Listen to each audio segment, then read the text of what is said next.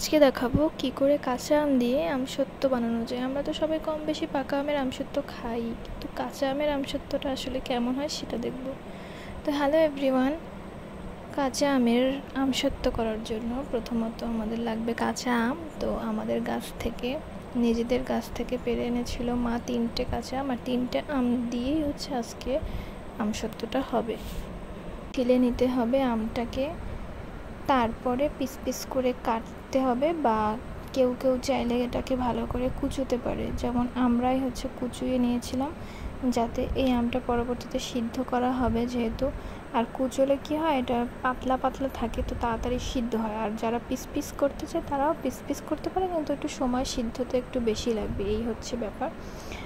So তারপরে গরম জল দিয়ে দিলাম চুলায় দেওয়ার পর এই আমটা ভালো করে সিদ্ধ করার জন্য আমটাকে গরম জলের মধ্যে দিয়ে ঢেকে দিব কিছুক্ষণের জন্য, যতক্ষণ না পর্যন্ত পারফেক্টলি সিদ্ধ হয় ততক্ষণ পর্যন্ত এটাকে সিদ্ধ করতে হবে। আর হ্যাঁ, এটার মধ্যে একটু লবণ দিয়ে দিয়েছিলাম। এই কাঁচা আমের আমসত্ত্বটা মূলত আমরা ইউটিউব থেকেই মা দেখেছিল। তো যখন ভিডিওটা দেখেছে তার 10 মিনিটের মাথায় একদম সে প্রিপারেশন নিয়েছে যে এক্ষুনি বানাবে, মানে এরকম একটা অবস্থা।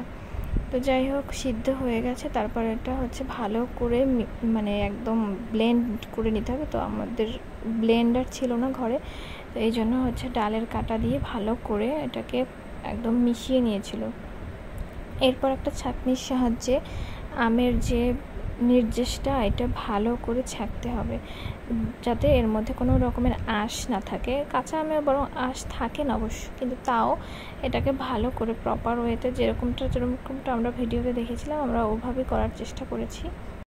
যেহেতু এটা আমসত্ত্ব হবে, সেহেতু এটাকে ওই কালারটা আনার জন্য, এক্স্যাক্টলি আমসত্ত্বের যে কালচে কালারটা ওটা আনার জন্য আমরা চিনি দিয়ে ক্যারামেল তৈরি করে নিয়েছিলাম, যার মধ্যে মা দিয়েছিল 1 কাপ চিনি, একটা বড় কাপের চিনি, আর অল্প পরিমাণে জল দিয়ে হালকা আছে ক্যারামেলটা তৈরি করেছে। তার মধ্যে সেই সিদ্ধ করা আমটা দিয়ে দিয়েছিল, এবং সামান্য লবণ আর মরিচের গুঁড়া একটু ঝালের জন্য দিয়ে দিয়েছিল। আর আমটা তো এমনিতেই টক। এরপর এটাকে খুব ভালো করে নাড়তে হবে যতক্ষণ না পর্যন্ত চিনির সাথে আমটা একদম মিশে যায়। তো একটু ঘন ঘন হয়ে আসলে, একটু আঠা আঠা হয়ে আসলে এটাকে নামিয়ে নিতে হবে। তার জন্য, যেহেতু এটা রোদে শুকোতে হবে, তার জন্য একটা স্টিলের থালায় একটু সরিষার তেল মেখে নিতে হবে, যাতে করে এটা নিচে লেগে না যায় পরবর্তীতে, নাহলে উল্টানো যাবে না। তারপরে এই আমাদের শেষের লুক। এরপরে আমরা 3 দিন পর্যন্ত শুকিয়েছিলাম। তো ফাইনাল রেজাল্ট এটা। তারপর আমি আবার একটু পিস পিস করে একটু টুকরো টুকরো করে কেটেছিলাম, যার জন্য আমি পরবর্তীতে ধাবারও খাইছি মায়ের। কেননা আমি একটু টুকরো টুকরো কেন করছি, আমার কাছে মনে হয় যে আচার বা এইসব জিনিস একটু টুকরো টুকরো একটু ছোটো ছোটো করলে ভালো লাগে দেখতে, তাই না?